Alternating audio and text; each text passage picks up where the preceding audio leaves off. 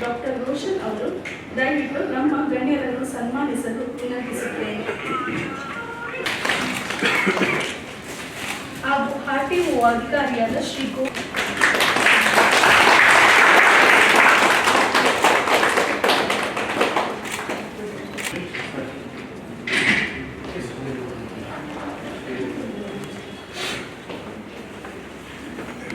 ಚಾಲಕರಿಗೆ ಉಚಿತ ಕ್ಯಾಟ್ರಾಕ್ಟ್ ಸರ್ಜರಿಯನ್ನು ಕೂಡ ಮಾಡಲಾಗುತ್ತದೆ. ಹಾಗೂ ಶ್ರೀ ಮಸೀಶನಿಂದ ಇವರಿಗೆ ಸ್ವಾಗತವನ್ನು ಕೋರುತ್ತೇನೆ.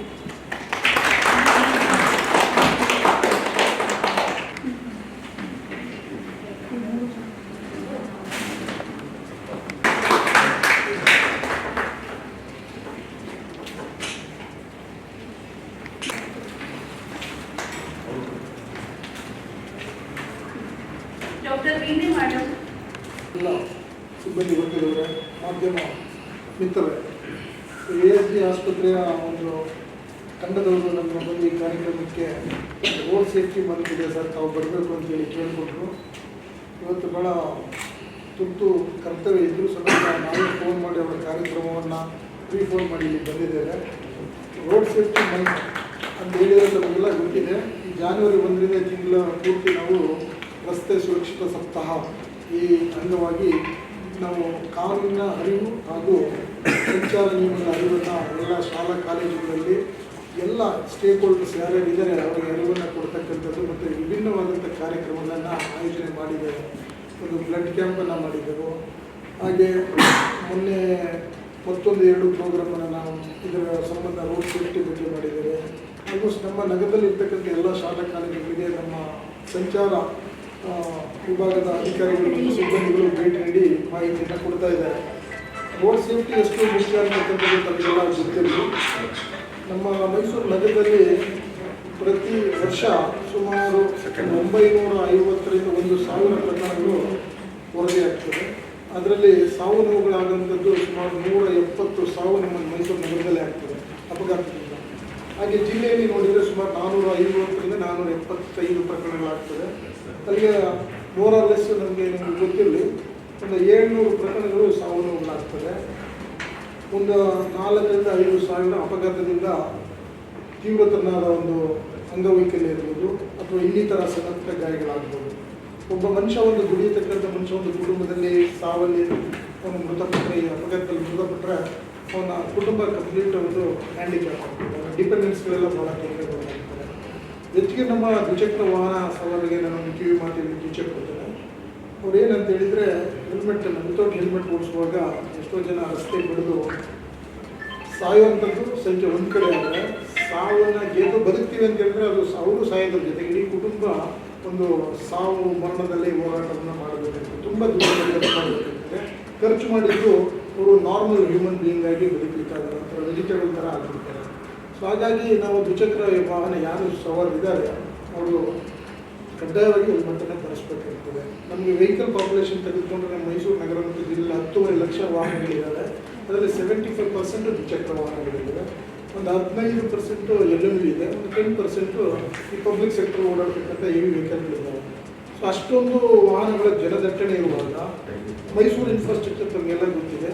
ನಗರ ಬೆಳೀತಾ ಇದ್ದಂಗೆ ಒಂದು ಮನೆಯಲ್ಲಿ 2ರಿಂದ 3 ವಾಹನಗಳಿರ್ತದೆ. ಅಂತ ನಾವು ಪ್ರಶ್ನೆ ಮಾಡ್ಕೊಳ್ಬೇಕಾಗ್ತದೆ. ಈಗ ಒಂದು ಮೈಸೂರು ನಗರದಲ್ಲಿ ಇದೊಂದು ಇಷ್ಟು ಇನ್ಫಾರ್ಮೇಷನ್ ಇದೆ ಅಂದರೆ ನಮ್ಮ ರಾಜ್ಯದಲ್ಲಿ ಎಷ್ಟು ಸಾವು ಆಗ್ಬೋದು? ಸುಮಾರು 9,400 ರಸ್ತೆ ಅಪಘಾತ ಸಾವು ಆಗ್ತದೆ.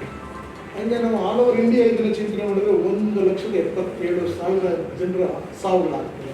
ಅದು 4 ಟೈಮ್ಸು ಈ ಥರ ರಸ್ತೆ ಅಪಘಾತದಲ್ಲಿ ದೊಡ್ಡ ಥರದ್ದು, ಸಣ್ಣ ಥರದ್ದು, ತೀವ್ರ ಥರ, ಈ ಮೈನರ್ ಇಂಜುರಿಗೆಲ್ಲ ಪ್ರಕರಣಗಳು ಆಗ್ತದೆ.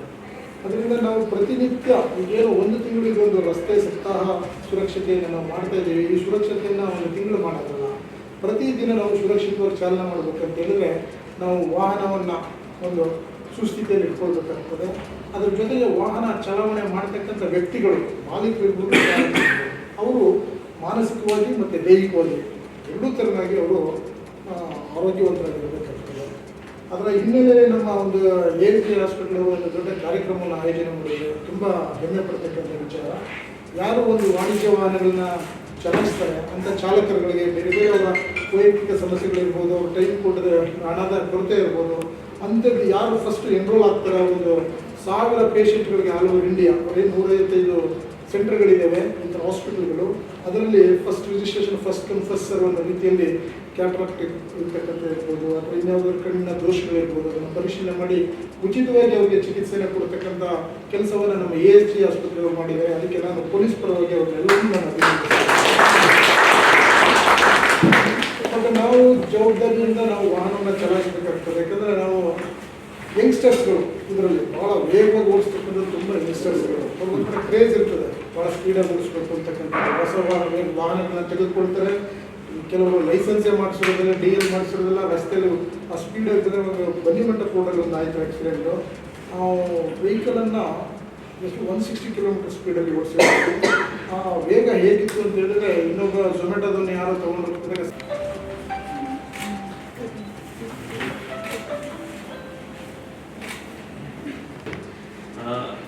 ರಸ್ತೆ ಸುರಕ್ಷತೆಯಲ್ಲಿ ದೃಷ್ಟಿಯ ಕಾಂಟ್ರಿಬ್ಯೂಷನ್ ಏನಿದೆ ಅದು ಎಲ್ಲರಿಗೂ ಸಾಮಾನ್ಯವಾಗಿ ಅರ್ಥ ಆಗ್ತದೆ. ನಾವು ಸೇಫಾಗಿ ಗಾಡಿ ಓಡಿಸ್ಬೇಕಂದ್ರೆ ನಮಗೆ ದೃಷ್ಟಿ ಚೆನ್ನಾಗಿ ಮೇಂಟೈನ್ ಆಗ್ತಾ ಇರಬೇಕು. ಚಿಕ್ಕ ಪುಟ್ಟ ತೊಂದರೆಗಳಿಂದ ಕನ್ನಡಕದ ಅವಶ್ಯಕತೆ ಇರೋದ್ರಿಂದ, ಸ್ವಲ್ಪ ಬ್ಲರ್ ಕಾಣೋದ್ರಿಂದ ಹಿಡಿದು, ಗ್ಲೋಕೋಮಾ ಸಮಸ್ಯೆ ಇರೋದ್ರಿಂದ, ದೃಷ್ಟಿ ಕ್ಷೇತ್ರದ ಕೊರತೆ ಇರೋದ್ರಿಂದ ಹಿಡಿದು, ಅಥವಾ ಕ್ಯಾಟ್ರಾಕ್ಟ್ ಇರೋದ್ರಿಂದ ದೃಷ್ಟಿ ಕಂಪ್ಲೀಟಾಗಿ ಸಮಸ್ಯೆ ಆಗ್ತಾ ಇರೋದ್ರಿಂದ ಹಿಡಿದು, ಎದುರುಗಡೆ ಗಾಡಿ ಬಂದರೆ ಲೈಟ್ ಜಾಸ್ತಿ ಬರೋದ್ರಿಂದ ಏನು ಕಾಣದೇ ಇರೋ ಥರ ಆಗೋದ್ರಿಂದ ಹಿಡಿದು ನಡೆಯುತ್ತೆ. ಆದರೆ ಕೆಲವು ಪರಿಸ್ಥಿತಿಯಲ್ಲಿ ನಮಗೆ ಕಾಣೋದಿಲ್ಲ. ಆವಾಗ ಏನಾಗುತ್ತೆ, ಯಾವಾಗೋ ಒಂದೊಂದ್ಸತಿ ಗಾಡಿ ಓಡಿಸ್ಕೊಂಡು ಹೋಗುವಂಥ ಸಾಮಾನ್ಯ ಜನರಿಗೆ ಅಷ್ಟು ವ್ಯತ್ಯಾಸ ಆಗೋದೇ, ಅವ್ರು ಅಡ್ಜಸ್ಟ್ ಮಾಡ್ಕೊಂಡು ಇಟ್ಕೊಡ್ತಾರೆ. ಆದರೆ ನಮ್ಮ ಚಾಲಕ ವರ್ಗದವರು ಇರ್ತಾರೆ, ಅವ್ರಿಗೆ ಜೀವನನೇ ಇದ್ರ ಮೇಲೆ ನಡೀತಾ ಇರುತ್ತೆ. ಅವರು ರಜಾ ಹಾಕೋಕ್ಕಾಗೋದಿಲ್ಲ, ಕೆಲಸದಲ್ಲಿ ಲೆಕ್ಕಾಚಾರ ಹಾಕಲಿಕ್ಕಾಗೋದಿಲ್ಲ, ಹಗಲು ರಾತ್ರಿ ಅಂತ ಕೆಲಸ ಮಾಡಬೇಕಾಗ್ತದೆ. ಅವರು ಈ ಥರ ಚಾಲೆಂಜಸ್ನ ಫೇಸ್ ಮಾಡ್ತಾ ಇರ್ತಾರೆ ದೃಷ್ಟಿಯಲ್ಲಿ. ಅದರಿಂದ ತಮ್ಮ ಜೀವನಕ್ಕೂ ಅವರು ರಿಸ್ಕ್ ಹಾಕೋತಾ ಇರ್ತಾರೆ, ಎದುರುಗಡೆ ಇರೋರಿಗೂ ಅನಿವಾರ್ಯವಾಗಿ ರಿಸ್ಕಿಗೆ ಒಳಗೊಡ್ತಾ ಇರ್ತಾರೆ.